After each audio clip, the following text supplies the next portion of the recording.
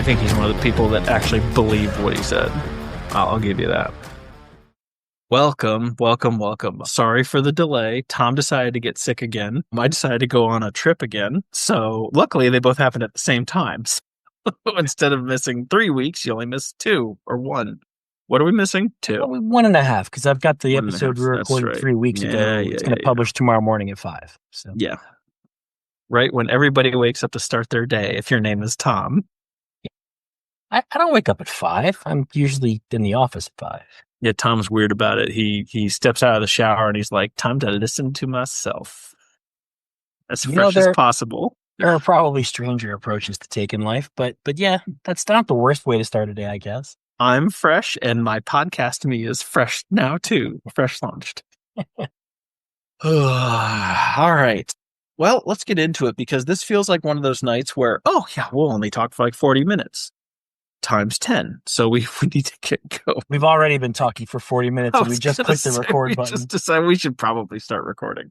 Life updates. I started a new job, which is fun. I'm still kind of in the part where I'm not doing all of the job yet, but that's taken up a lot of my time, mental energy, and decided kind of between the two, because I'm going to have to be, good little boy for the next 90 to 9,000 days with the new job, that we should take a little vacay. So we went and did that. Shot some fireworks in the woods. It was great. Came back, starting the new thing, continuing to ramp that up, and hopefully get that rolling. So Doug's kicking ass and taking names and camping, and that's all good. Yes. That's all I got. All right. So my life update, aside from being horribly god-awful sick for about 2 weeks now, I've got a cough that just doesn't want to quit. I feel like I'm breathing through tissue paper. It's not the best. Aside from that, things have taken some really interesting swings over here. We went from having one fundraiser for our big music festival in the fall to now we have 2 more on the books. One of them's actively selling tickets now. One of them goes live tomorrow. We're taking over a yacht club and putting on a live performance and some really neat things the end of the month. And then we have a local theater putting on a show and helping us sell some tickets to raise money. So we got a grant from the Rhode Island Arts RISCA, RISCA. I can't remember what it's called, but they gave us a significant grant for our festival, which we didn't get last year. That helped us, so we're probably not going to be coming completely out of pocket for this thing this year. We've got sponsors coming in. So next up, music is really, really, it's looking good this year. The festival's going to be phenomenal. We're getting a lot of popularity. We're getting some press. We're getting some talk. So that's all good. The work front is the work front. We're still busy. We're still, national defense is still a thing. So I'm still busy on that front. But on the much more exciting side, I have a friend who, two friends, but without putting their names out there, they're screenwriters and producers in Hollywood, and they do some neat things. They're well known. And one of them has recently started talking to me about some things to do with, old short stories and writings and the novel that I've been working on for a while. And he's relit the fire in me with some options for some of these things. So, nothing promised, nothing like that, but the fire's been relit, and I think I'm going to finish my novel here probably by September. And we're going to have a little talk and see if maybe there's, something we can do with that, or if he can put me in the right direction. He's given me some really good advice for some things I should do with some of my other short fiction pieces. And it's good to have the writing bug, the writing fire kind of lit again, and to have something I can do that's passionate that I can do when I'm feeling sick and sitting on my butt. It's been a while since I had something fun to do with my free time. It's basketball's done until September, and not a lot of time for poker and not a lot of time for games, but this is good. I've sat down and done some writing almost every day for the last 2 weeks, even when I couldn't breathe. And I've got some really high expectations and some good hopes, and I'm kicking ass with the horror story that I started many years ago. And I think it's finally going to be wrapped up soon. So I've got some interesting stuff brewing on the horizon, which I'm very excited about. That's good. Yeah. And then hopefully a short story announcement for someone else's podcast. They're adapting it, and hopefully I'll have that announcement soon. And that would be fun too. That would be fun. I thought you were going to talk about you're going to get a Hollywood movie deal for this book you've been working on. That's not something I'd be allowed to talk about. Like even if it was in the awning, but that would be great. Can I be the one who dies first? You think I put you in my book? Yeah, right. We'll make it really. No one will know. My name will be Douglas. Sure. You can be in the sequel because we've already had our episode where we talked about how we would, approach the horror movie. And you already said you would be like the second or third to die. And I thought Oh, that was that's stupid. true. Oh, So I forgot. You're right. yeah. Damn it. So I need to write you specifically into a sequel here. Right in. Guy who dies third. Yeah. Yeah. Just roll with it. But even if nothing comes of all this, like I said, there have That's been no funny. promises made or anything. It's good to No, be that's excited cool. about writing again. It's Yeah, well, it's really this is a this is a parent advice. Maybe is it more dad advice? Should we make it, more daddish? I think it's more daddish than momish. you tell me what it is, and then I'll tell you what I think. You just need to have an outlet.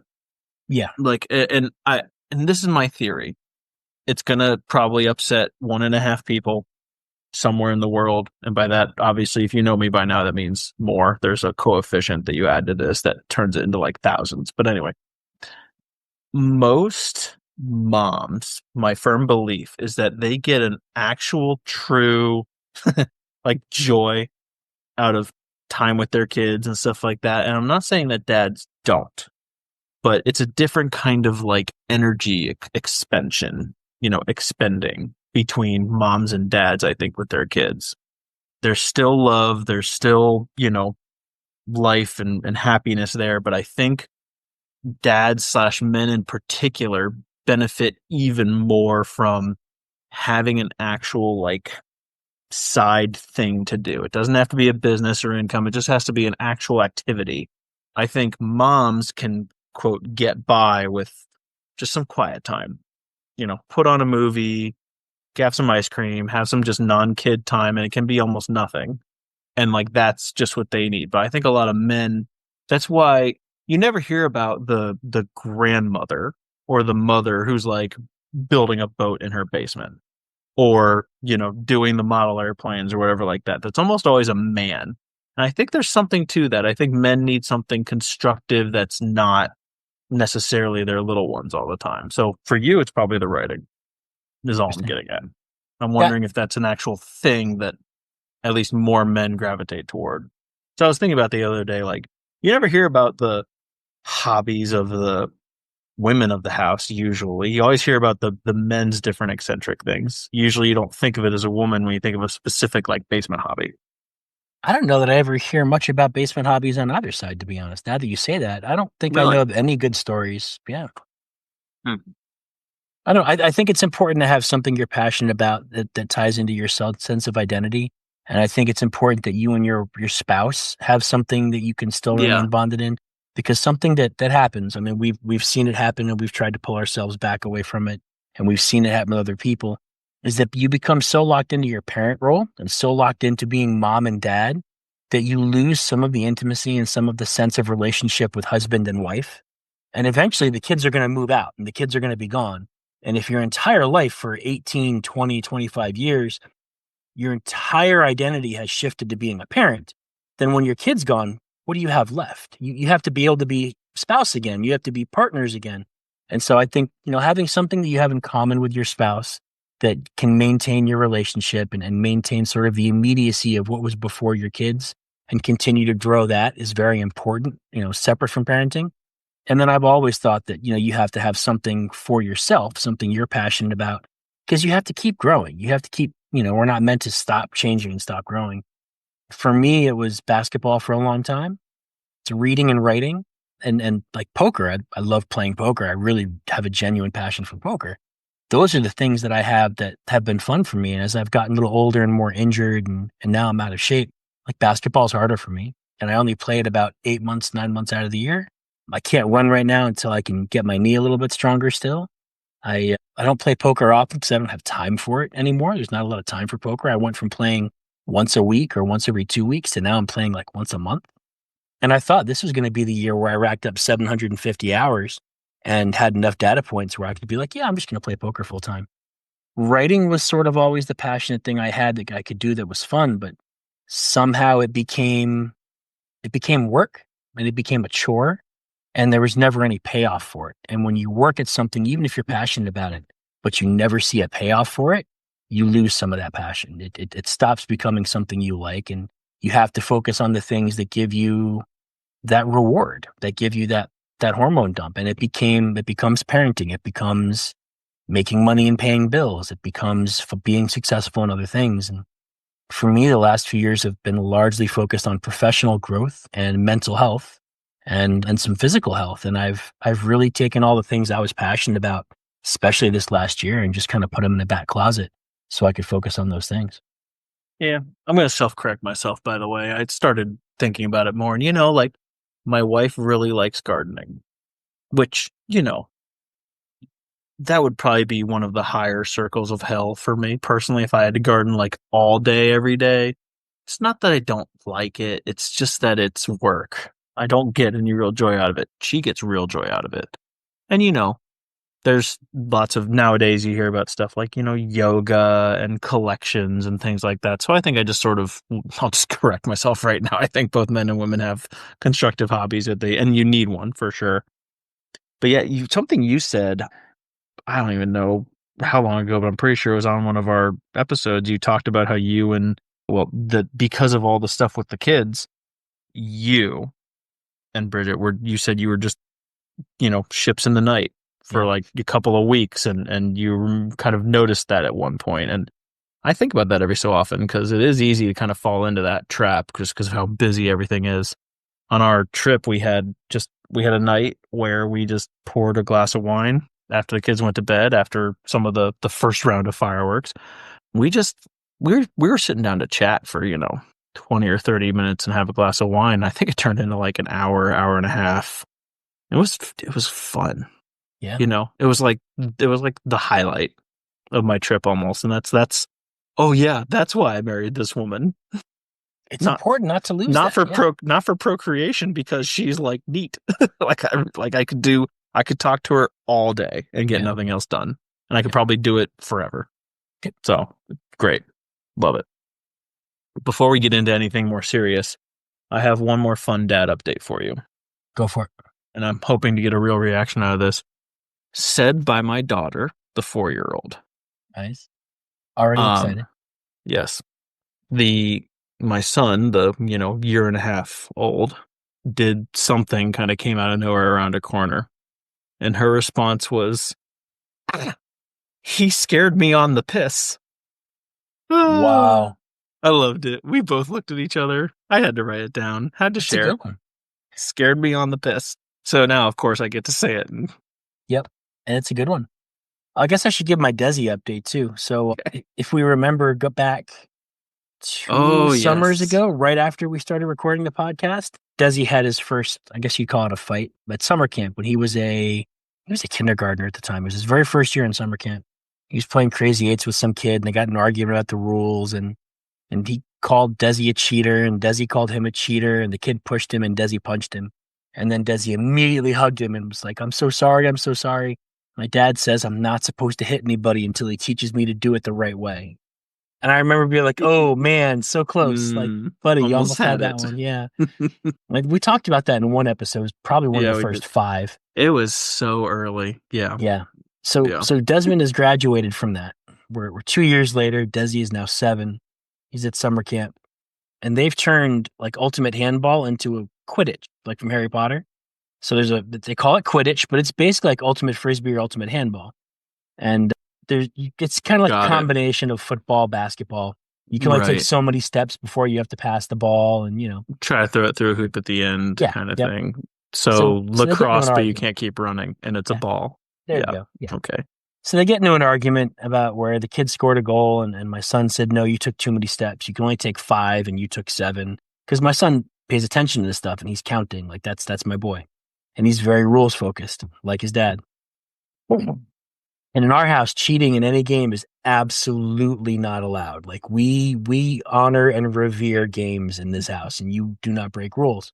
Otherwise, you get put in ISO for a day. Yeah, put you out in the back and bury you with Abigail. As we would So say in our house, sleep with the Kunas. there you go. So Desi calls the kid out, and they argue about it, and they move on. And like 5 minutes later, the other kid's team scores another goal, and he goes, 2-0. And my son says, no, it's 1-0. Your first one didn't count.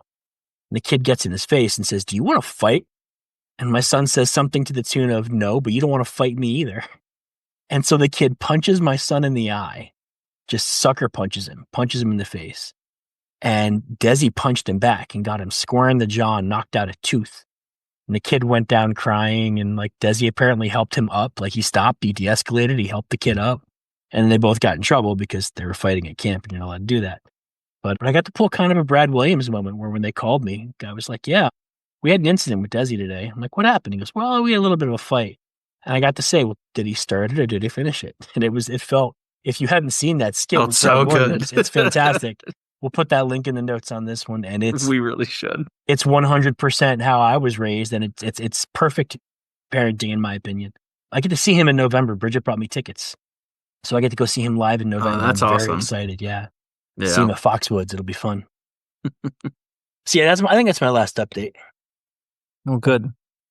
Well, now that he knows how to hit, he's just got like the hall pass, the golden ticket. Yeah, I guess he's going to be unapologetic now. So we'll see how that goes. Right. Now I have to make him good at it. That's going to be the trick. You seen that video of that former NHL player on the golf course? Some other dude's like barking at him and I tries think to it's rush. called Happy Gilmore. No, is this something different? No, it's not. It's just some dude, probably intoxicated, just like talking some shit. And he charges this guy who ends up being a former NHL player, and the NHL player just grabs him, just like holds his shirt collar and starts wailing on him with the other hand, and he's like yelling like "bam, bam!" like as he hits him, and he just completely embarrasses the dude. We'll have to link that one It's too. I haven't seen it's that. That'll be so good. it's one of those like so one-sided. He probably could have destroyed you, but he's only embarrassing you instead. kind of videos. Did you And see it's the sort of Adrian Peterson brawl in the poker room in Texas? no. How do I not know about this? Adrian Peterson and some player got into a brawl and it was all captured on camera. Oh, Adrian really? Peterson being a former NFL player, Oh, and he's got a professional boxing match under his belt now. oh, So that's right. He yeah, does. he's not just a football player. He He so he trained for a boxing and he lost, but he still trained. And do you know, professional boxer training for even a couple of weeks and see how much tougher you get, oh yeah, it's amazing. no matter who you Ridiculous. are. Yeah. Yep. You're going to take the average guy and hurt him. Oh, And yeah, they got into it in the poker room and they threw hands and it was quite the thing. And now the other guy wants a professional boxing match against him. He's calling him out and he's like, "No, I want a real one. I want to get in the ring." That's a fun one. Look that one up. That's a good one too. That happened yeah. about a week and a half ago. This is like your Mike Tyson thing where you just like he probably maybe he doesn't, because some men really are like that. He's gonna get smoked, but at least he'll get a payday for it. I mean, maybe not. If he's competent enough to throw hands with the guy, and after he does it once, he still wants more. Maybe he's got some boxing in him. Maybe he's got some dog in him. I don't know. Well, this guy charged the NHL player 3 times. Doesn't mean he knew what he was doing. Yeah. Some guys just think as long as I'm not knocked out, I still have a chance. And it's like, you're not completely wrong. Your chances are just really low. That's all. I don't know, man. Freaking snake ducks. That really video reminded me is this guy was an NHL player, and I'm sure he's a big dude because they have those in the NHL also, but just he looks like a big dude compared to this other guy. And it's so easy to forget, even in the NHL where you can't be like 6'8" usually in the NHL because there's too much mobility and direction change to really be effective. Right. You gotta be a little more compact. But athletes are big people. Like this is if the guy's 6'1", he's the biggest 6'1" motherfucker you've ever seen, and they're all hitting each other on the ice, going like 30 and 40 miles an hour. Like these are big people who are really tough, and like you just forget that until you see him on a golf course wailing on another guy, and you're like, "Holy shit, this dude's huge!" Yep. Yeah, good times. So what are we talking about tonight? Do we want to talk about some levitation? Do we want to talk about Elon Musk and the American Party? What do we actually want to talk about? I don't know. The levitation thing was really cool, and I wanted to go into. Well, let's just do it now. It'll probably be 5 minutes because I don't know. It felt like it was a deeper topic for me, and then I don't know. I started thinking about it, and it wasn't. And I feel like that's what she said in here somewhere if you tried hard enough. But let me try to pull the article. It was was it a university that did this, or was it one of them fancy sciencey lab things? A Danish laboratory. If it's the one that I'm thinking of, I think you're probably right because this was already. So while you're looking it up, if it was more than 2 days ago, I don't remember when I sent it. So while Yeah. you're looking it up, they've been doing things with harmonic sort of balancing gravity and counteracting gravity since like 2012. And they've been able to make things like a half a gram essentially float using nothing more than sound waves. And what happens is you get into like 40, I don't know, 40 microhertz or something really low that we can't hear. It literally counteracts the force of gravity and balances out the the press on top of the object and causes it to levitate. But all that they've been able to do up to this point is literally levitate things. And it's hard to keep things trapped in this sort of levitation field. They have to use magnets or currents of electricity to kind of stabilize them and keep them from flying out. It's very difficult. And the one that Doug found that he sent me is quite different. They're they're Yeah. really Found it. using found okay, go for it. I'll Yeah. stop So stealing your thunder then. you're good. I'll just read the post. At a precision acoustics lab in Denmark, researchers have engineered an invisible tractor beam made entirely of sound waves. It allows them to levitate, rotate, and steer small solid objects through midair without any wires, magnets, or contact. And then same thing, it works silently because it's lower than our human hearing, frequency or whatever. And this is the nerd part. It says it generates complex three-dimensional acoustic fields using phased arrays of ultrasonic speakers. If you don't know what that means, I don't either. I assume it just means that they have basically a sound room, like a surround sound room, maybe, that's generating this stuff, and so they can kind of move it around in a controlled environment. That's what I'm gathering from it. But it says that they were actually, it's like a droplet or a piece of metal or a microsensor. And let me find this because it says they were able to move objects around corners, rotate them, and even stack them. Yep. Again, with these silent waves, basically. So it also claims that the system is precise down to millimeters and works with solid, liquid, or even some gel-like materials. So there you go. It's like a real thing now, given at least the right kind of room or the right kind of setup of sound waves. Well, and what's really neat is that they're working on doing this with like individual. Right now, it's like an individual beam, and they're pushing on it with individual beams in different directions. But what they're Right. talking about doing is creating these multiple integrated beams that act like fingers or a hand. And once you have that, you can fully articulate this thing and really control it. And we joke about how does AI take that next step? What does AI do so it can actually be like in the world? And That's the something first that thing AI people could do Right. The for first thing people sure. think about is, oh, it takes over a manufacturing plant and builds a robotic body. Like that's where all the sci-fi goes, right? But what if it can just do something like this, where it just creates this Sound thing, waves. yep, where it can emit sound and control these sound waves in such a way that it can essentially turn the sound into kinetic energy and manipulate things and manifest itself physically in the world through sound. We have speakers everywhere. That's not, yeah. And that's not entirely unreasonable to even do the hand things. If you have enough force at the beginning, if you have the right frequency of sound that starts out strong and dissipates at a certain range, then you could have your 6 or 10 foot long fingers where it wouldn't be affecting anything 12 or 15 feet ahead of it at all Yep. because they'd pretty much dissipate mostly. But you could still watch the thing like in the field being levitated locally or whatever. See, here's what I don't understand with this. Something that's let's pretend. Let's pretend, Tom. Right now they're working on droplets and little metal pieces and stuff like that. But let's use something obscene like a car. Let's levitate a smart car. Just make it small, compact. But if you had some sort of, I don't know, device, or I don't know, maybe something bigger. Maybe you wheel it in on a trailer, like a tractor trailer truck or something like that. And you can point it, within 30 or 50 yards or something, and you could do stuff in that range.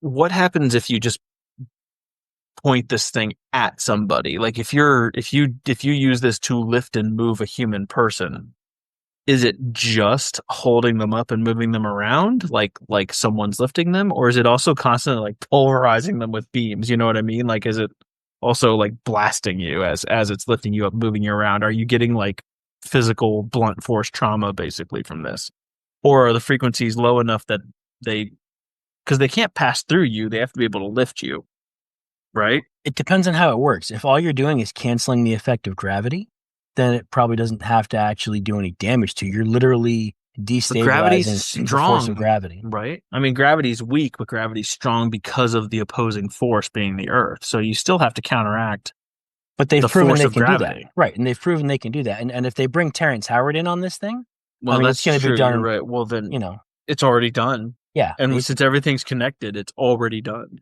When I read about The this, I quantum actually, computer figured this out 30 years ago. right.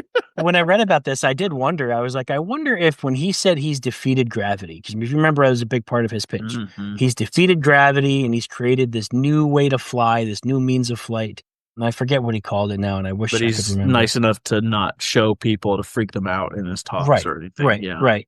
But I wonder if maybe he saw something, based on this research, something based on sound canceling gravity, and that was sort of the inspiration for that whole megalomaniac claim of his. I really But wonder how much that's of that might be rooted in this. but that's the thing. Like, so this is just dummy non-scientist Doug here, but like I think of airplanes.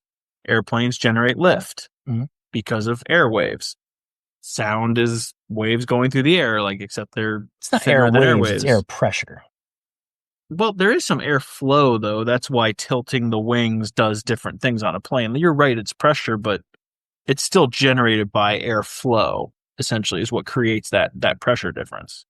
So I'm thinking, like an airplane, you can't create a paper mache 747. It has to be metal, steel, even like different types of wood for some of the smaller It's planes, got to things be like that. durable enough to survive the Right. pressure underneath that's pushing up, as well as the pressure pushing against it and down on it. Right. Yeah, So if you're levitating a human person, and maybe I'm just dumb. Maybe it's real easy to like have stronger waves at the bottom, so maybe your feet are a little sore at the end or something, but the rest of you isn't pulverized. I don't know. Like to me, I would imagine we'll see the you're getting difference kind of here. shaken basically, but just not moving too much. Well, I think there's two differences. I mean, one, that people have hang gliders with like small props on them that you can hang from unsuspended and fly and be perfectly fine. So, I mean, the threshold for that is probably not what we think it is. For flight in general, just flight, it's probably the pressure is not that intense. Human beings You're survive this probably right. People do unexposed. wingsuits. It might be like that kind of pressure that you're just not Right. flying, but it's still a similar, And maybe and the slightly other more right. pressure. Yeah, And the okay, other thing fair. is, if we're talking about sustaining a certain amount of force just through physics, well, if all you're doing is canceling the force that's being put on someone, then you're not really applying force to them. What you're doing is kind of like dropping them into a pool, into a pool of water where gravity's force is less on them. You're not actually applying a huge force to their body. You're doing something that releases the force that's already being applied to them. It's like being weightless in space. There's not a force that's pushing you up per se. There's just no longer a force holding you down. And if that's the case, then, what's the body really Mm. going through at that point? So that means that whatever machine lifts up people in the future has to at least have some sort of like crescendoing force, because if you just blast them with the levitating force right away, because people die if they smack the water from too high Yeah. from a fall. So there might be something like that where it has to at least crescendo real quick so you're not hitting them with the full force immediately. Yeah, I don't know. It depends, I guess, on if you're using force to lift them or if you're simply reducing force that's holding them down. It's I kind feel of like like that's a very different concept. it's kind of like the Mars trips. Like I'll wait for the third, fourth, or fifth trip after like the second or third rocket exploded with the people on it. Yeah. I'll wait for like whoever the guinea pigs are for the sound human levitating thingies. I'll go like fifth. Be in the fifth heat. This is why you can't be in the first book. It's got to be the This sequel. is why I got it right. There's no excitement there. Well, hold on a minute here, guys. Yeah, I'm just going to let some other guys die first, and I'll step in when it's safe, guys. That's when I'll be a compelling character in this narrative. It's fine. You guys go So, take all the risk. Either defeat the bad guy or learn how I can do it and so remove all the noble. obstacles, and then I'll step in. It's fine. Hey, I'm a good little conservative. I pay my tax dollars. I support my military, but I'm not there firing the gun. I'm the cleanup crew at the end. A good little conservative. Let's talk about the conservative party for a moment, shall we? Are we ready to do it? Oh my god. I saw a Babylon Bee article that said Pam Bondi has Ark of Covenant on her desk. Just waiting. That's amazing. That is amazing. It was so I was dying. It was laughing like I can't wake up my kids right now because it's 11 o'clock last night. Oh, it was so good. Epstein list was eaten by Pam Bondi's dog. Like, just people are running with it, and I am here for it. I love it. You know, the whole Epstein list thing. Did you see the Joe Rogan interview with the head of the FBI just not very long ago? Cash Patel or whatever. Yes, No, thank you. I I couldn't didn't. think of his See, and name. that's the thing. I don't listen to Joe Rogan. Every time I listen to a Joe Rogan episode, I'm like, I should listen to more of these, and then I don't. I just You, so I know you I should didn't go listen listen to to it. that one because he talks Oh, really? specifically about what they're doing with the list, with the Okay. investigation, with the video. And Mhm. Rogan calls him out. He's like, "Yeah, I think you're full of shit. I think Oh, you're, really? yeah, I think I love how he does that too. He has no fucking problem being like, I don't know, man. yeah." And he's Yeah. pretty good about it. And Cash keeps saying, it's coming out soon. We're putting it together for everyone now, and blah blah blah blah blah. And he made it sound like there was going to be this big release of evidence, and then there's not like this. All right, go ahead. I'm getting ahead of myself. Go ahead and give the context. Go ahead. Actually, do we want to talk about that yet, or are we talking American Party? Gosh, this is what happens when talking 2 or 3 weeks. We miss so much. I know. Talk about what you want, Tom. That was the context. Oh, yeah, we've got the list. Okay.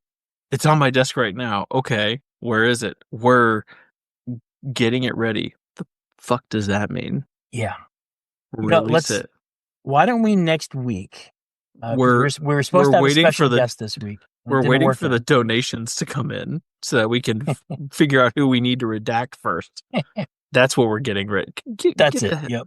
Get the hell out of here. So Release it or don't. why don't we do this? Why don't we do the we'll both watch the Cash Patel thing. Like I'll rewatch it this week. You watch it at some point, and we'll either do a live stream reaction video to it next week, more informed, or we'll just talk about it. I think we should talk about it because that's wouldn't that be a really long reaction video? It's never stopped us before. Yes, it did. The last time we tried this, we got you got logged off 40 minutes into it with what's his face. The I Oh can't my remember his God, name that's right right. now. Yeah, yeah, your microphone just stopped working. So, I was coughing my head or off, so yeah, I muted it. Sorry. no, I know. I just couldn't remember the guy who is a weekly poker game and all that. Yeah, the last time we tried a long form reaction video, we didn't get very far. So No, you're right. That didn't go well. I think that was a sign. Well, we can do this Rogan. I think the Rogan interview. I think it was shorter. I think the whole thing was probably 30 minutes.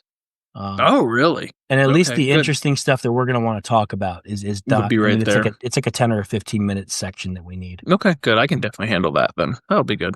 We'll plan that for this week. Yeah, that'll be good. I mean, the honeymoon's over between Elon and Trump anyway, I think. Oh, It looks they've moved like. beyond the divorce at this point. Ah, They're into a whole different level of yeah. This breakup has gotten real petty. they're not even fighting over the kids anymore. They're just sneering at each other at the at the local whatever church the church meeting across the room or something. I disagree. I think fighting over the kids is all they're doing now. I Oh, think that's really? exactly where they are. It's I have to admit, I think he has his own motivations and he's his own whatevers. We can bring up that discussion where I was like, oh yeah, he's seen some shit because, he's a billionaire and all that. But I do think for all of his faults, Musk is definitely like a no, let's get shit done kind of guy. Like if you're not getting shit done, then you're off his team. He might be doing the wrong shit or he might be having the wrong people in his circle, but he's not the like just sit around and pander and make things go well for himself kind of guy. He just wants to be constantly being part of something cool, I think. Yeah, I agree. I disagree with a lot of what he's actually trying to do, but he's very much one of those people who believes that doing nothing is worse than doing the wrong thing. Like it's better to be doing Right. something and it's not correct than to be doing nothing at all and just watching something go bad.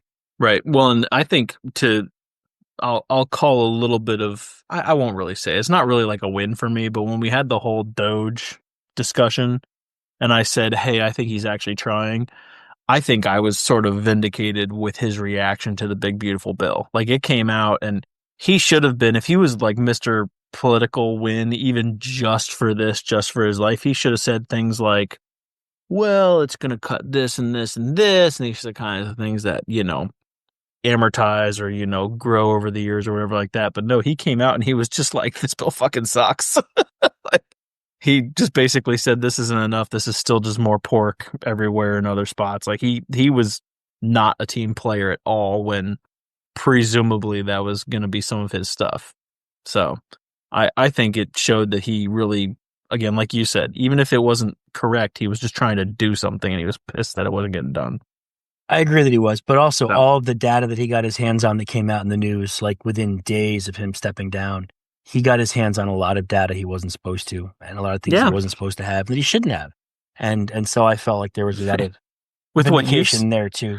with what you've said about how like police forces and CIAs and FBI's and how they probably function, it sounds like a halfway smart human being with an agenda could go in there and get a lot really fast if It they really does, wanted doesn't it? to.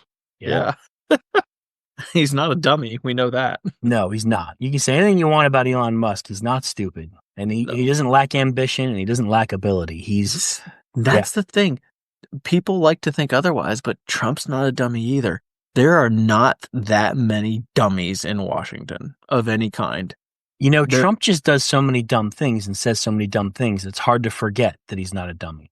But mm, but he treats people as though they're stupid. And most of the time, when someone treats people at that level like they're stupid, then a lot of times the assumption I have in that person is that but they're that's his not that shtick, though. intellectual. That's how he wins. That's why he's able to Yes. play the like I'm the aristocrat, but I'm here for you kind of card because people talk about oh he likes to get in the mud and wrestle in the mud and he likes to he's not above the fray. It's like no, that's exactly his shtick. That's how he appeals to the other folk by acting like no one is better than they are, kind of thing.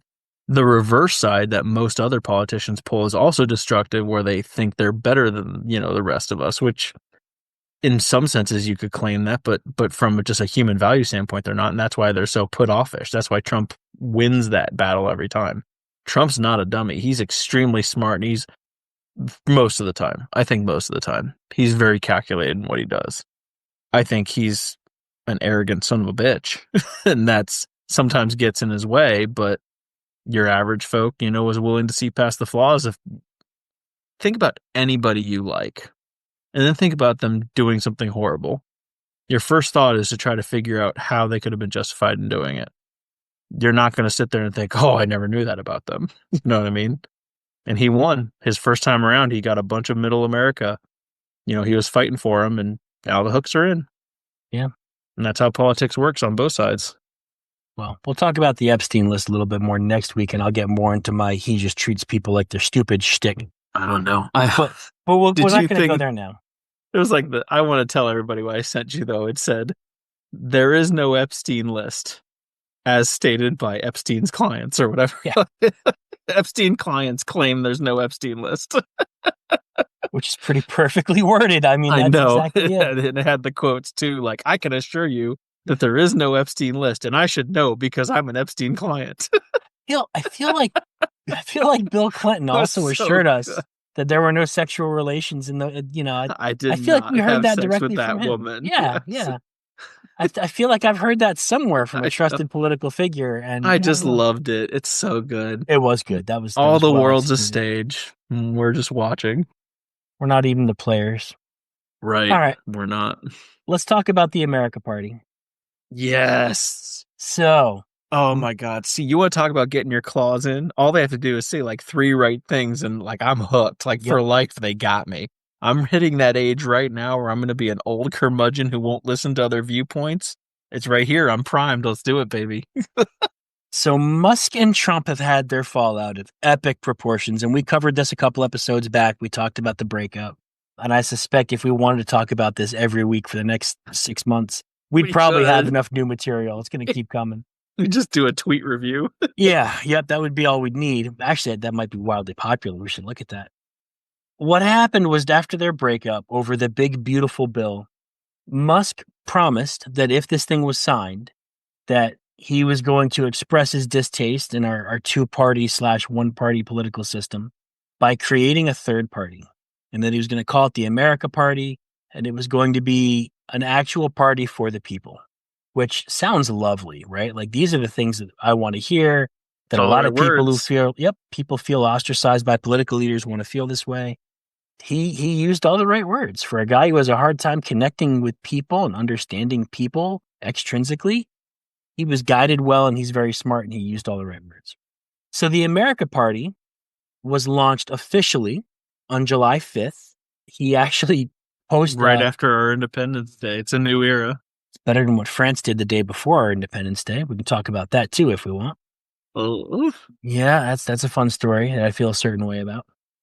He positioned it as a third party break from Republicans and Democrats, something that's going to be entirely separate. It's going to change things and give people back their freedom. The priorities he listed for it were debt reduction, deregulation, tech modernization, military AI, and pro-natalist policies. So, maybe he just wants to build Skynet. Maybe that's all he really wants out of this. with The sound waves. with sound waves. The Republicans are concerned that it's going to split conservative votes and damage their control because they have control right now. They're really worried that this is going to split votes and it's going to effectively damage their majority in the 2026 midterms. The big, beautiful bill passed, I think, by 4 total votes, 3 total votes, something like that. It was super narrow. So, I mean, if they lose 8 or 10 votes and the Democrats don't lose, at least 4, this is going to sway things in the White House for them and they're not going to have complete control anymore. And then we would be stuck with something that actually resembles more of a democracy than what we have now. I mean, Right who now fucking it's who? right. First of all, we're not a democracy. No, Second we're of not. all, We're a I republic. we're right, but I also, I tried really hard on my vacation to vacate Yep. physically, emotionally, mentally, not spiritually, but Yep. you get the idea. Still, my father had to turn on, the talking heads at one night. And because, he's getting old now, he had the volume up to like 70, so we couldn't not hear it. Yep. And that was what do they call it? Where they do the vote to discuss the bill and then vote on it, whatever that pre-vote thing Yeah. is. And there were, all the Democrats said no, and then the Republicans said yes, but then 4 of them were nays, and then they had like 8 or 9 like, not voted yet kind of things. And the news hosts are talking openly like they're letting this go on a long time. They're talking behind closed doors. They're trying to see like deals are being made and trying to figure out what these people want to try to at least bring this to the table. And like I know this happens, but to have it publicly being blasted out nationally, oh yeah, they're taking the people who are not on board and being like, what do you want? Yeah. Behind closed doors. Deals are being made. What do you think that means? That's what do you need to get this done? This is just pure charades. This is nothing. So the whole like This is politicians getting rich off of policy. that's what like the Democrats had power for however long this last time, and somehow magically most of the shit didn't get done. And the stuff that quote did get done was obviously unconstitutional, got struck down later by the courts. And now the Republicans magically have all this power, but somehow a lot of stuff isn't actually happening. They kind of do this one big thing, then go, "Yay, we did this." But what's actually you have this ebb and flow. There's not a lot. I mean, I guess you could talk about the immigration thing is kind of a big thing that's been happening. But other than that, what's actually happened? We had a spending bill that had some big cuts, but some big spends too. So that's like a wash, right? Not that I have the exact numbers in front of me, but I remember reading this thing thinking this is kind of dumb. It's just kind of pandering to multiple people. No, this is raising our debt ceiling Like significantly and it's increasing. it's a We're, mess. we're going to spend a lot more money with this bill than we were before. It just We're supposed to, yeah, but that's the point. Like it's supposed to save people money, but it's going to spend us more money too. So what's the point? Oh, some people are going to get more money, but the value of the dollar is going to go down anyway. So right. wash Yep. slash maybe worse. Probably worse because inflation never gets better. That's what we've learned. Prices I never go back down. I will admit that I'm not as well versed as I should be to really discuss this, but like the cursory view of this bill was it was just a big waste of time if you're looking overall state of the country kind of thing. It was just more pandering See, on I some think side or another. I think it's a huge net negative. I think what you Okay. get is you get tax breaks for the middle class and up. The middle class is very small, but You get significant tax breaks for the middle class and up, and they are significant. But the lower class really does get hurt hard with some of the things that they lose here. The Medicaid and Medicare that they lose. The senior citizens collecting Social Security get a benefit because they're not going to be taxed on their Social Security, and that's great. But It's everybody ironic that you're who's taxing on social. Yeah, well, anyway, yeah, right. that should never have been taxed in the I was first place, in gonna my opinion. So that's one for of the this big thing. right. That's one of the good wins in this. Tips up to like 25,000 a year are not being taxed, which is great. Which is huge because that's most of tip jobs income really Yep, is yep, tips, and it's absolutely. somewhere around there probably is where, Yep. yeah. Overtime, and there's certain circumstances where overtime is no longer going to be taxed, but I don't know the details on that part. I probably should. It's the part I probably should care about. But like my wife being someone who works, for a nonprofit hospital, hospitals right now are already struggling. Like especially the nonprofits, they're already struggling.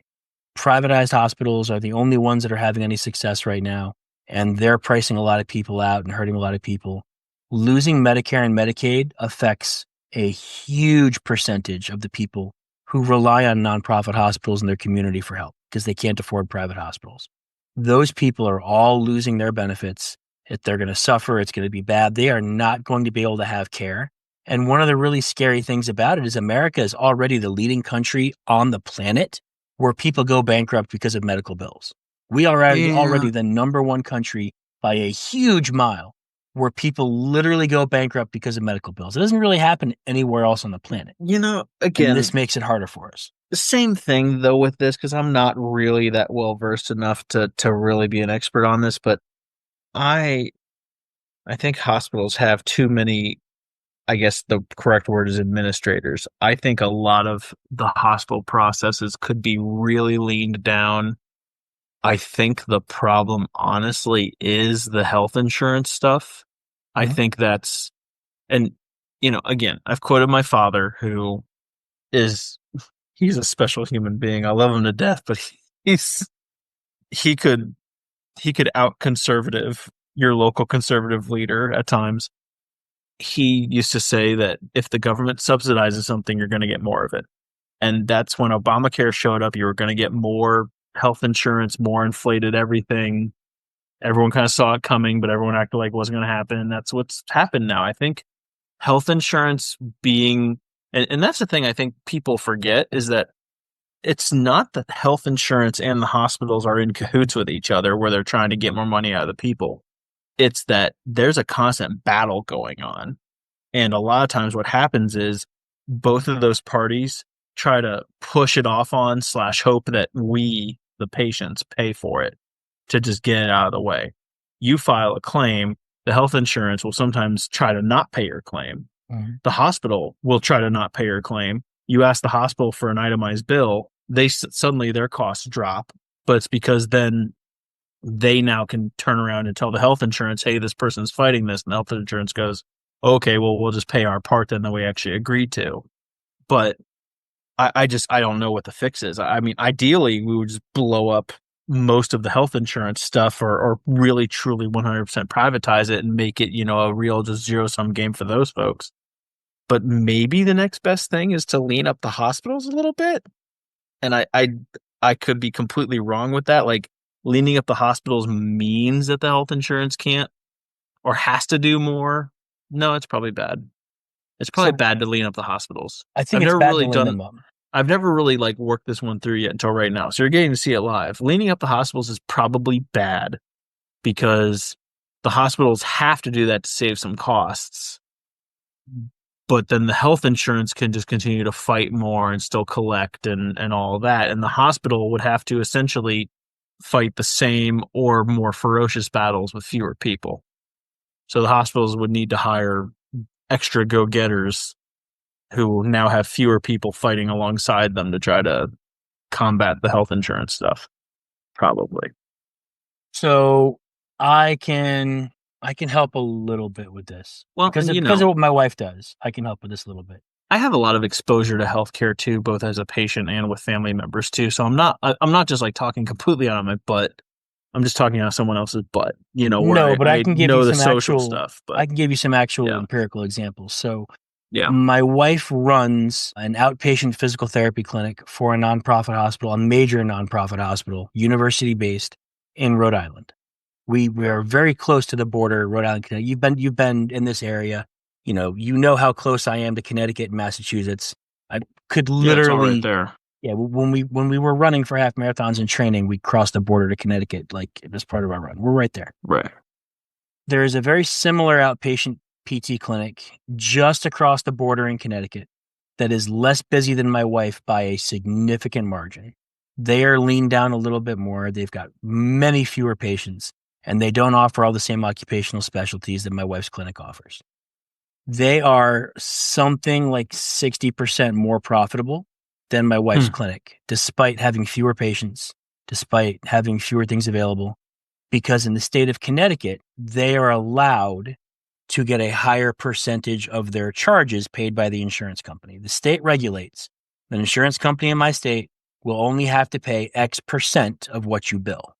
And in Connecticut, it's something like 26 or 28%, something like But that. don't the health insurance companies set those contracts and you're sort of at their mercy, or It's is this regulated by the state.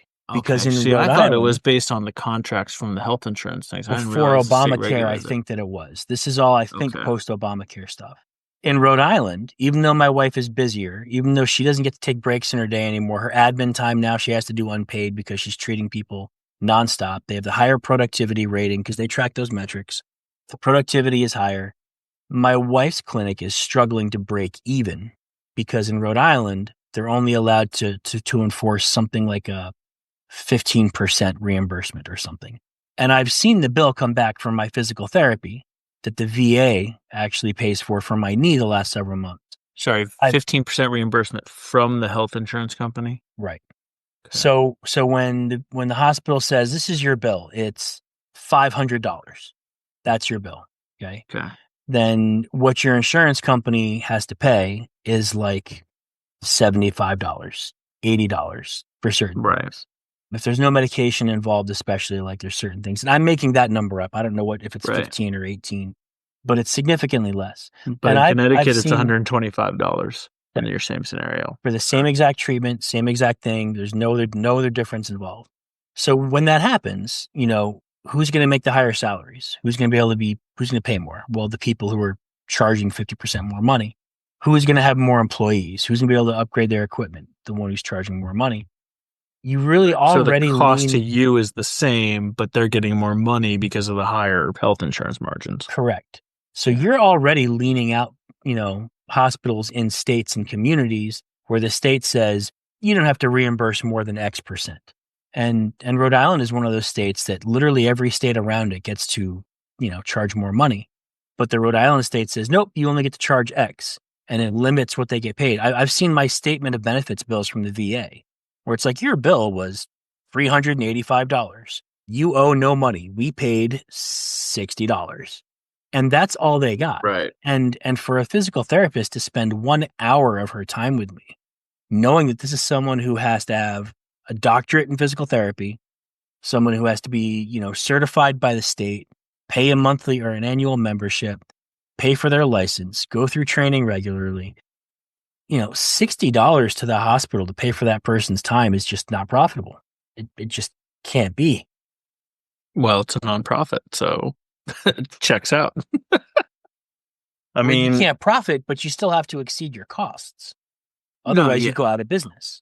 And so no, that's why right. leaning things out doesn't necessarily fix it because no matter how much you lean it Because you out, have that some person can states only, where it's just gonna end up being a tailspin by the they, end of it, at least they can compared to still only do so much work with a limited staff and they're still going to get paid the same percentage. So it's they have to lean out and somehow make the quality of their care the same. Otherwise, people will run to the other hospitals, and then now you're dead hospital walking, or we need basically. to find a way to fix the legislation and figure out what's an actual Lobby fair and something equitable rate. else. Yeah. You know, yeah. I've never liked health insurance. I'm always that like pseudo destructive tendency of like blow it up and people will suffer for the next 2 to 5 years, but it'll start working itself out. I wonder if we got rid of. Whoa. This is the episode where Doug got radicalized. I definitely am not a fan of the single payer healthcare kind of thing. It just, health insurance just It's just not a good idea. The more we give to health insurance just seems like the more shit gets screwed up. I think health insurance should be optional, and I think it should be still controlled by the states, but there needs to be some sort of federal parameter around it. Like you have to allow a certain minimum percentage to be paid by health insurance, or you can only have a certain maximum paid. And again, I'm no expert, but it feels like if you just set up the bumper guards, it'll kind of work itself out. And I don't think health insurance has become basically required, more or less. And I think that's the problem. Well, it's legally required. You have to file every year to prove you had it. So yes, it's legally required. Or you have to prove why you couldn't have it for whatever reason, whatever that is, the 1095C or whatever that form is. But that was not the case before Obamacare. I specifically remember that discussion as the guy with a significant medical history. There was some idiot in my wing of college who was saying all the talking points. Oh no, it extends medical coverage to 32 million people. And I was like, that's 32 million people who could sign up right now, but have chosen not to. It's requiring them to sign up. Otherwise, they pay a penalty now. They didn't have to pay a penalty before. Like, you're charging them more money either way. And there's still 6 million people who can't be covered under Obamacare. It was like 38 million total not covered in the US at one point.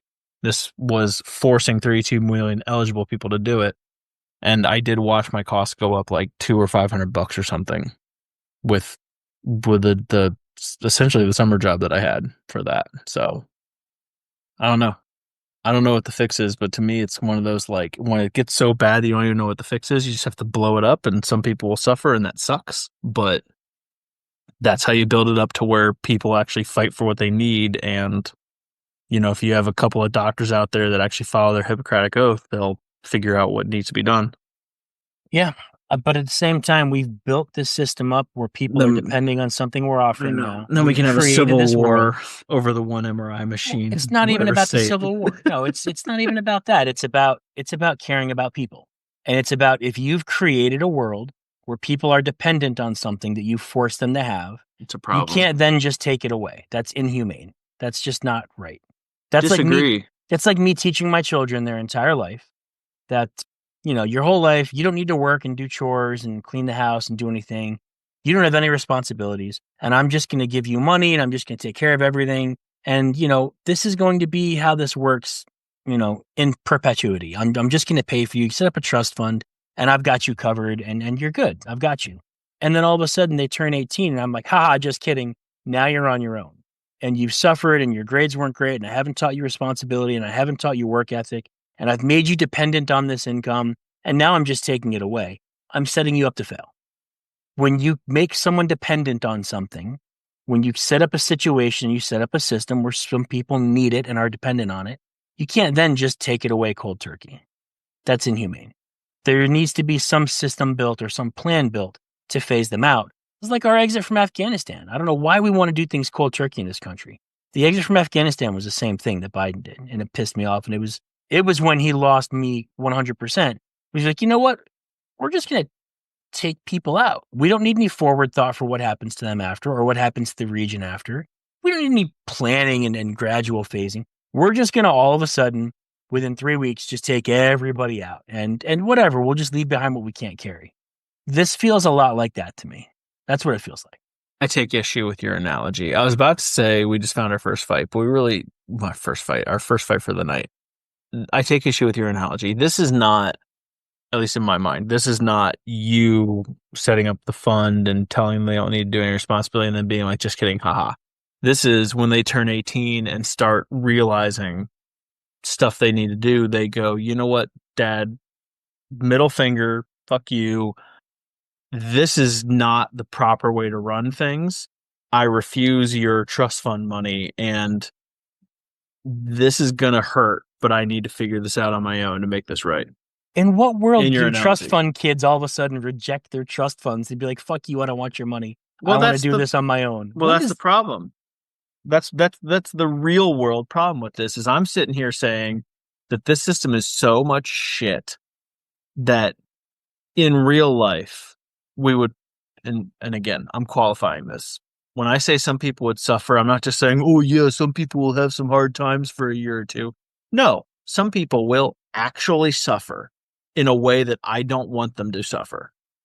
But, and this is where the philosophizer thing becomes a problem.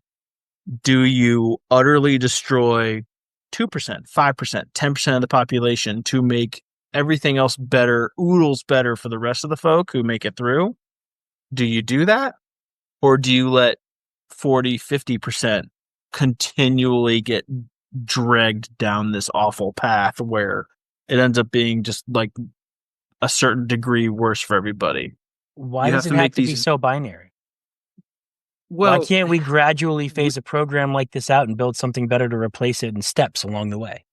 well, that would be nice, but how do you do that with enough buy-in in a reasonable amount of time? Because one of the benefits of our political system is the presumably regular changing of power every 4 years. We know that's not true because we had some Bush Clinton stretch of whatever the fuck, 30 years or something. So it's really not true. But if you, let's presume the America Party, which we were going to talk about, but somehow didn't, ends Somehow up, we got stuck on the big right, beautiful I know. bill. Right, Like we took exactly. one aspect of the big beautiful bill. Like, let's just turn that into this whole podcast Right. episode. Let's pretend that takes a foothold, and now we have an honest to God, real, let's face it, this would not become a 3-party system. This would be an actual 2-party system. They would try their darndest to act like it's a 3-party system now, but we have a uniparty right now. If you're really being honest with yourself, we do. Let's pretend that actually takes a hold. How do you scale this thing? You sort of have to count on maintaining power through multiple terms to do this, and you have to be working yourself to the bone constantly, and you have to really give a shit, and you have to wonder the whole time if it's even going to work, and you have to not expect any real payoff other than maybe historical notoriety. Maybe. But see, that's why I like it, because I feel like with that, his talk when he talks They make about movies this, about this shit. they do. He says that his plan is to take like a targeted approach. He's going to back 8 to 10 House races and something like 2 to 5 Senate campaigns. He's going to start small, get these people in just enough to influence key legislative outcomes and votes. He's not trying to make a big sweeping party, but you get just that little bit in. And I like it because I feel as though if you can do that, and if you can get these people in there, now they have this This is the immense America onus Party. and response. Yes. Now they have this responsibility to do the job right. Because if they don't do it right in one term, it's gone and it's snuffed out like a candle and it'll never come back. So everyone in on this is going to have their skin in the game and they're all going to know this is our one chance. And if they do the job right and they do a good job, it's going to blow up in popularity and it's going to spread. It's going to spread like a Yes. fire. Now, But if they don't, they know it's all done. And I think having that pressure to get this done right, to do it for the people for a change, so that the people will want you back, I think that might have momentum. And I'm hoping now it does. I see the fire in your eyes, and Oh, I'm with baby. you. Yep. I'm I'm there. with you on this. I'm right with you on this. I want the same thing to happen, but a la our Doge discussion, I feel like we're reversed now. How can I know that this isn't just Musk's little mini power play and he's just presenting it as something else right now? That's my fear. Now, again, a la our Doge discussion, who else do you have push this? I don't know. Why not the richest motherfucker in the world? Because he has the resources and the time and the fucking autistic, neurotic, whatever he is to be like, you know what? No, fuck you. I have fuck you money and I'm going to do it. You know, Because that's who you, he doesn't want to be elected. He wants to fund people who want to be well, elected and can do and that. that's the thing. You And that's the need big thing. somebody, but there is something to be said about power being the man behind the curtain. You're not the elected official. You control the elected officials. That can, if done right, you know, elude even more power than being an elected official. But that's part That of being why I like this. They're not going to have that kind of power, not for a long time. the elected officials aren't, Not but enough to really give him anything. They're only going to have enough power to build it up well, for many but years. and if This is they going to be a do, very slow build. well, I'm just going to say there's going to be people out there who say, well, Musk's henchmen performed admirably, and now we have the Musk party versus Yeah. everybody else. But if they're I doing the job right and people are happy with them, then that won't matter. now So again, the onus to do the job for the people is still there. And I like real the people world. he's talking to about this. Well, and see, and that's why I think in a weird, stupid sort of way, our system has worked, quote, as long as it has, because there does have to be at least some version of average folk pleasing to keep your power. You can't just go completely off the rails as an elected official and expect to be elected again. Again, unless you're completely fixing all the elections too, and it's literally all a charade. I That think when being the said, classes were more evenly distributed along a bell curve, maybe that's the case. But well, and those that's the classes are not. well, and that's the problem. We're going through the natural progression of a lot of civilizations now. We've hit the 250-year mark, and now we're kind of at a proverbial crossroads where we can be destroyed by crappy lawsuits and crappy social issues, and we're the proverbial mice experiment where we're all getting fat and lazy and have too much resources, and we have to figure that out. But I mean, real world, I do think Musk is probably as good as anybody to do this, because you need someone with a severe amount of wealth, resources, and influence. And again, wealth and resources are different. I've very specifically said those differently. And then you need some really eccentric motherfuckers to get in there. In an ideal state, the people who are starting this America party need to also have at least a little bit of that, like, where they can look Musk in the face and be like, no, fuck off. That I'm not doing that. Like, they need to have kind of their own feet squared on something. That's how this works, where they're willing to be combative but work together, because it is about changing the system. And that's probably our only chance, really. Otherwise, it's still a long way off. It's probably 100 years away, but your grandchildren will see some serious shit if it doesn't start changing now. Yeah, it's going So to get worse, if and it's going if to get not worse quick. if Less not than sooner. less than 50% of the population is middle class now. Like, you used to have the bulk of the population, like 60 or 70% was middle class, and you had people at Oh, the it's top end lower and than people at that. the It's like bottom. It's 27% or something is no, one it's I like saw one time. 49 or 48% right now, Is it based on a now? study that I I saw read some recently. figure that was like in the high 20s, low 30s, but again, someone You know what? setting their It own probably depends on standards. how they define it too. Right, Yeah. right, exactly. And honestly, if you're going to do that the right way, it probably also varies based on where you live, because Mm-hmm. someone living in the middle of Indiana does not need the same amount of money to live, middle class life as someone who's living outside of New York City, or Right. someone in Los Angeles, or someone on the island of Hawaii. It's so I mean, it's we're a perfect example. You probably require 20-ish, 25-ish% more income to have the exact same quality of life as me, just by probably, yeah. pure numbers. I'd just be willing to guess. So, Yeah, yeah. probably. So I think it needs to be broken down that way. But right now, you've got less than half the country living in middle class, and the wealth disparity is growing, not shrinking. And I really like the way that he's talking, the people he's Like talking every other to. civilization in history. Yeah. But right. But at some point, that's got to correct before it reaches a point where it just does nothing but harm. I don't know. I think that within probably 25 or 30 years, if people do a good job with this, you're probably 10 elections or less away from this being impactful in a real way, which is exciting. Oh, well, yeah. It Maybe could not even. happen in Oh, our wait, well, lifetime. you're talking about 2-year terms, right? Because it's Congress Yeah. for 10 elections. Yeah, that's no, that's probably a good, well, especially with AI. There you go. Or have the Clone Wars, the America Party clones, Yep. Star Wars style. The So some of the people he's talking about in this, because who was he talking to? We brought it up, and we talked about it just Yeah, kind of off the cuff quickly. He's talking to Andrew Yang, who is a Democrat that we talked about, a very social Democrat. we He's actually a new party now. But we when we talked talked about him about him, briefly. yep, Mhm. that was a while back. And both of us felt it was one of those things that we agreed almost completely on, which was weird. Like, we didn't disagree Yeah, on we him. don't do that. Yeah, neither one of us liked really any of his policies, but we Yeah, like both his liked. policies suck ass, Right. But we but both I liked that he love was him. young and that he was willing to try new things and think outside the box, and that he wanted to change things. And so we both liked him for that. And I still stand by that. Well, I still don't think I like this whole universal income. I don't know. I don't no, think I no, like no. it on the I think surface. it's a horrible idea. But you know what he did?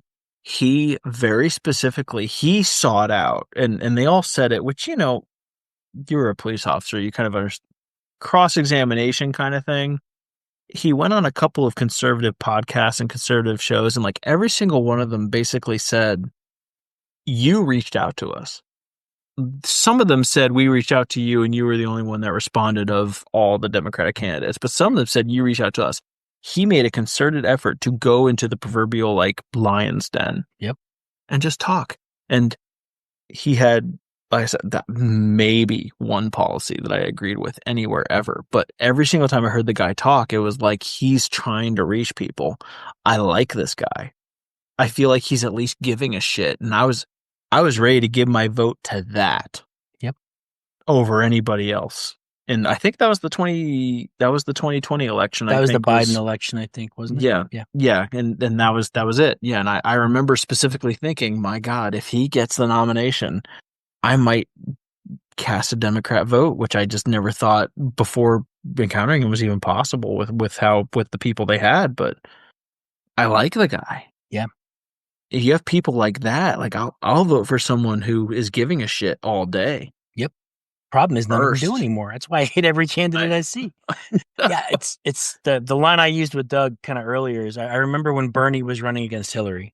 And I remember saying to someone at some point, because it was going to be them and Trump, and maybe it was my wife, maybe it was someone else, but I remember someone asked me who I was going to vote for, and I was like, honestly, I just want to vote for someone that I feel honestly cares about the American people. Like I feel like just not even the American people, cares about people on like a human level. And I don't believe Trump does, and I don't believe Hillary does. I believe Bernie is as much as I disagree with him. I believe Bernie Sanders cared about people, even if I felt he was kind of misguided in his intent. I feel like Andrew Yang cares about people, and that's where I set my field goal, like my post right now. When I vote politics from this day forward, from the last election forward, I'm literally setting my minimum threshold at, does this person care about human beings? And that's where I'm starting. And I never before have I thought that was like the chief thing I needed. I always felt there needed to be a certain amount of business project management experience, someone who could run an organization, someone who could make hard choices from a big picture point of view. All of those things had always been very at the forefront of my mind when thinking who should be a president, who should be a senator. But I'm so sick of what I've seen over the last 20 years that now I just want a president who cares about people and I want to see what happens. I just want senators I feel care about people and I want to see what happens. And that's where I'm at now. And that's where I'm setting my standard. And if this thing works out and I ever get to see someone like Andrew Yang, who I just feel cares about people, they've probably got my vote because they'll probably be the only one in the race that I believe that about, just based on previous experience. it's interesting you say that because, well, first of all, I think he does kind of give a crap, but only so far because, he has his three houses and his book deals and all that stuff. I think he was someone who had some principles, at least more so than plenty of others in Washington. But in a way, what you're talking about is sort of a system blow up. And I think in a way that's what we're looking for. I mean, we're hoping it's a controlled demolition, but could you imagine if you got an Andrew Yang type in the White House and he actually really truly did care about people and he's not just like the world's greatest con man? Assuming he did the job correctly, a lot of the mainstays, your cabinet members and clerks and congress folk and all that, they would probably be gone too. And you'd have a shit ton of people, smart, capable, cares about people. You'd have a lot of those who have never done anything like this before. And if they have a manual for how to do their job, it was constructed by people who were not actually trying to do it the way it should be done. So you have a whole lot of federal government being revamped on the spot and all trying to work together. And that's a mess It to is a say the mess, yeah. least. But that's why I'm on board with something like this, because I would really like to avoid a Bastille Day kind of equivalent, Yes. because we can do something like this kind of thing now. If it doesn't work, you end up with either Bastille Day in about 30 years, probably plus or minus, or what's the alternative? You end up with, I don't know, some sort of like USSR Lenin kind of thing in 40 to 50 years if it's not a Bastille Day. I don't know what the other historical correlation is. I mean, there's nothing new under the sun. So wherever this goes, if it doesn't revamp itself, there's going to be some other historical precedent for it. I just don't know what the exact correct one is. See, I feel like we've been You living in know, sort of a Bastille Day situation for years now. We've got nah, not riots even in our close. cities, things are What? getting burnt to the ground. Those are funded though. They have Home Depot trucks coming in with shit like that. That's not I Bastille don't I Day. don't disagree, but I feel like it's been a Koreans on long. rooftops was closer to Bastille Day than whatever the hell's going on now Oh, in we've got plenty LA. of people on rooftops with sniper rifles, and that's also been pretty common. That's not. I feel like we've already been living through something similar to that. It's just been protracted and diluted a little bit and stretched out over time. Well, I don't see it because I'm in Midwest Podunk wherever land, I didn't say that. If you basically. infer that, that's you. Well, we don't have any hills, so there aren't a lot of rooftops. Be a nice place to train for a half marathon. Hmm. Yeah, no, I feel like we're already living in sort of that state. We've already got this, instead of having a revolution that's actually going to change something, we've got this long, drawn out, protracted revolution that is just making people suffer without changing things for the better. And so, if something like that were to happen, then at the end of the day, if you want change, things do have to get worse before they get better most of the time. That's Yep. why I don't completely disagree with your take on health insurance, the healthcare system, because it's going to get worse for some people. I just don't feel like we need to throw so many people to the wolves so quickly, and that we should try to make this, less painful if possible. But before things get better, they typically get worse. That's typically how this works, right? So a major political shift Usually. is going to change the system, but man, if it could But give that's us the a thing. system that Like, to takes, me, Bastille Day is bad for everybody. I don't know. Well, you behead all the people in power, and then you all look around like, now what? I mean, if Like, we're going literal, yes. If we're going to like, literally take these people and, that's what I mean. That's my point. Like, but I think enough of them are good enough at playing the game that they're not all going to go away. And even if they did, and we had to start this thing over, I think that there are plenty of nah, people in America capable of doing their work in politics who simply choose not to. And if you have that much of a vacuum open up, some of those people might rise to the crop. They're to the cream of the yeah, crop. no, there are They plenty might of be in it. people who can do this Yeah. who don't want to for obvious reasons.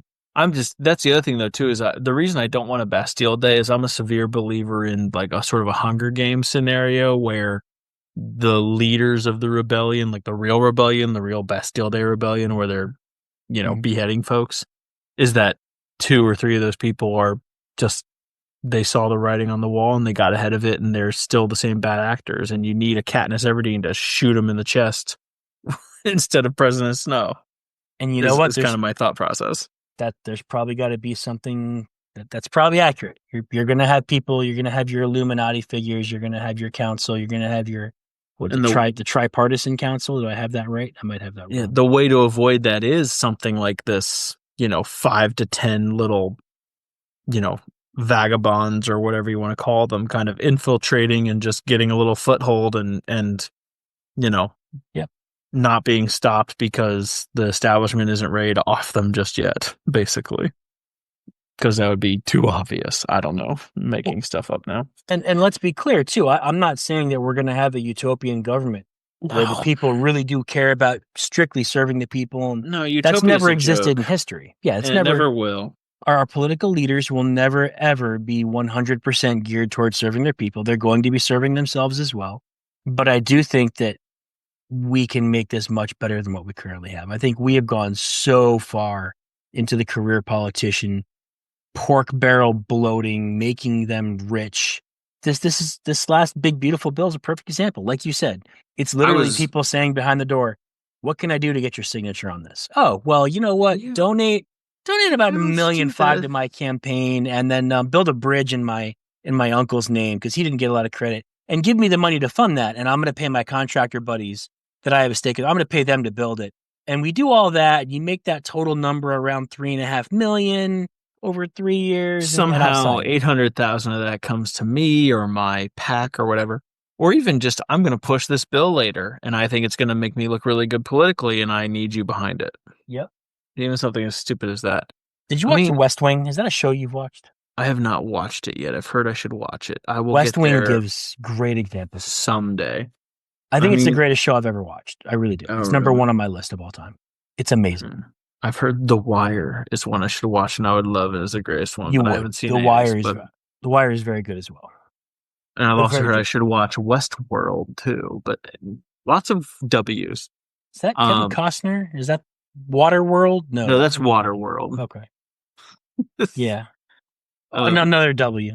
yeah, no, yeah, I don't know, man. I think it's just we need the change. I do think at some level Trump is just he's a rabble rouser, but still in their circle. He's like because he was on Oprah and he was on The View and they all loved him, 20, 30 years ago. So he's just kind of like the friend in the friend group that kind of got into some crazy ideas and you still kind of put up with him, but you don't like inviting him out so much anymore. But it's not like he left the friend group. He's still in the circle, whether you like it or not. Like he still has a boat in the harbor in your trust fund baby example kind of thing. I don't know. I think utopia is a silly notion, but I do think I mean, let's put it this way. I was radical. Speaking of radicalizing yourself, earlier today, I was radicalizing myself on taxes again. And it's, you pay this percentage on this amount of income, this percentage on this amount of income. But if you're married filing jointly or single or married filing separately, these all change. And then, oh, by the way, you get taxed like 6% for a social security thing and like another 2% on a Medicare thing, except that's only up to a certain amount. And whatever I quote make, it's if it's more than like $2, it's like 32% of it's just poof gone for random shit. And you know what? If all of my 6% of whatever it is, 6.75% or whatever of social security taxes actually fucking went to people and didn't get taxed again when it got taken out, I would at least sit there and go, okay, I don't really like this, but at least like the idea's there. Yeah. But knowing that it's getting taxed again, and then whenever I buy something in the store that's getting taxed again, just no, that it's ridiculous. Like if I actually sit down and really cognify what's happening, I get really fucking pissed. And I would love nothing more than to walk in, be given the king for a day kind of power, and be like, yeah, no more taxes. Fucking figure it out, people. Fire half of your clerks. I don't even care. Just drop the mic and walk out. Because you know what? That's why I want to burn stuff down because I don't want to wait. I'd rather fix the system now and know that it'll be better in 5 years doing a scaled approach in 20 years. And if you actually gave me that power, I probably wouldn't go through with it, knowing that I had a direct impact on a lot of people suffering extra for a couple of years. I would rather try the scaled approach, even though it's harder. And that really annoys me. So out of That I curiosity, would give a shit about people. right. It's like, ah. I know we've had this talk once before in the Dads and Taxes episode, but out of curiosity, I just put in, how often is how many times is $1 taxed? Oh my God, it's like And 8 oh, if you're lucky. Maybe 12 when you start getting into like when you're dead with the state taxes and stuff. so ChatGPT gives me an example where it says, let's say you earn $1. You're taxed on it via income tax. So it's assuming that all the taxes that the person who's paying you have already, it's disregarding all the taxes that they've already paid on it. Let's say you Right. earn a The dollar. business is paying half of the Social Security tax anyway, which still comes out of your pocket anyway, because it's Right. your wages, but anyway. So you earn $1. You're taxed on it via income tax. You spend it on gas. You pay sales tax and a gas excise tax. Great. The gas station pays taxes on the profit. That's a corporate tax. Yeah. That profit is used to pay a dividend on which is paid a dividend tax. You invest that dividend and sell the stock later, and then you pay a capital gains tax. You Right. die You've and made leave it to money. someone else, and then they pay an estate tax. Well, that's only 7 times. The single dollar and its offspring may be taxed 5 to 10 times or more across its lifetime. That's a lot. Yeah, and you know what? Sometimes it's 2% and sometimes it's 25% or whatever. Yep. That's how you end up with every dollar you make ends up being 48 cents or something. All right, so we've wandered a good bit. We're drifting now. Yeah, Do we have dad jokes? I feel like I made it a point to get a couple. I've okay. been everywhere, but I made it a point to get a couple. All right, go for it then. Why can't you send a duck to outer space? Why can't you send a duck to outer space? Ooh. Honestly, I'm not sure about this joke if it'll quack you up or not, but I'm gonna Oh, try. why can't you send a duck to ours? I feel like I should get this one. You probably should. I But like this my is the duck problem. jokes. You've become so well versed that you've forgotten enough dad jokes that I can get you now. This is true, and it's a problem. Yeah. I I don't know. love I Why can't he love get that there? the thing takes away the silent dead air now, so you can just sit there and I can bask in you not getting one of my jokes for once. Yeah, Because I'm not getting it. Go ahead. bec- because the bill would be astronomical. That's pretty good. Yeah, Yeah. that's pretty good.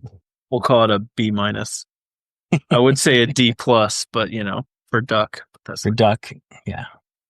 what do you call a grizzly bear with no teeth? I did try to pick one that I thought you would be likely to get. A gummy bear? Yes. Good Oh, job. okay. Good. I have one more, but if you want to tell some first, you can. Or I can just give you my third one now. Well, I was going to tell a joke about levitation, but then I didn't want to bring it up. Like it. When Jay was coming on, I was excited to tell in line Mm, with his story, but I guess I'll wait and I'll save that one for when he that's can make it next week, that's hopefully. fucked up. Yeah, I don't want to tell it when he's not here. Okay, then fine. Don't save it. All right, I got one more. Which animal has the largest chest? This is one that I've heard too. You probably have because you're an army brat. Well, you're not an army brat. You're an army bro. Your kid would be an army brat if you're still in the army. Which animal has the largest chest? Which animal has the largest chest? Man, I know a bunch of really dirty chest jokes. I should know this one. Worried about you. Should probably see some clean chests. No, we told lots of boob jokes in the army. They can be clean. Nobody showers there. Well, I mean, I guess a couple of them were. Like 4. Thor. I'm Thor. I don't know. Which reminds me of another joke. A zebra. That's pretty good. Okay. Ah. No, I didn't know that one. I just forgot it. Which reminded me of another one. What do you tell a woman with? What do you tell? Oh, excuse me. Let me make sure I get this right because it'll be even worse if I don't do it.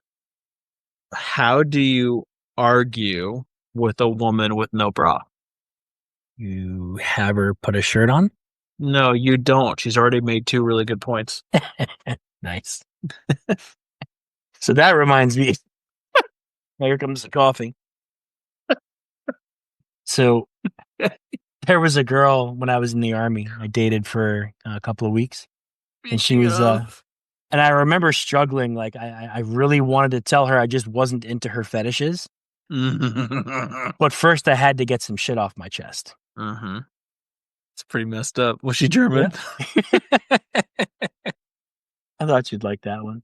You know which city in England was famous for men with hairy chests? Hold on. I don't know enough European cities. Wait, city in where? In England. In England. Oh no. This is a Okay. dumb one. You'll get this one. This is dumb. Petterdam? I don't know. Manchester. Yeah, okay, right, got it. I was getting there. I'm an American, Tom. I'm shit with geography. Give me a break. I know where Missouri is, god damn it, but I can't tell you anything about the rest of it. Do you know what would happen if women had breasts on their backs instead of on their chests? Told you, I know a lot of these from my days in the army. I was gonna say, I feel like there's some weird joke in here with like nothing would change, No, this is a good one. just just the position. Where some women already have that. I don't know what, Tom. What? Men would be Tom? better ballroom dancers. Oh, There you go. it took me a second. I was like, what? I got it now. Okay, that I've never heard that one before. Wow. Thanks to you, I'm becoming so cultured. Yeah, the army culture is what you want. That's Why is the area between a woman's chest and her hips called a waist? oh, because it's a tundra, wasteland, flatland. No, it's a waist because you could have easily fit another pair of tits in there. Oh, you got it. All right. And now for the other dad joke that I had before you brought up all these army boob memories. I didn't bring it up. I just talked about zebras, and you made it weird. I guess that's probably fair. What do you call a fairy who doesn't take showers? And this comes from my 4-year-old daughter. She insisted on tell the story. Terry, a stinker bell. Yeah. Nice. Got it. Stupid. All right. I could tell boob jokes all day. Gosh. Poor Beardy doesn't appreciate them. You still haven't heard from him, have you? No, I have not. But we're still It's getting Australia unfortunate. clicks. So Yeah, I was gonna.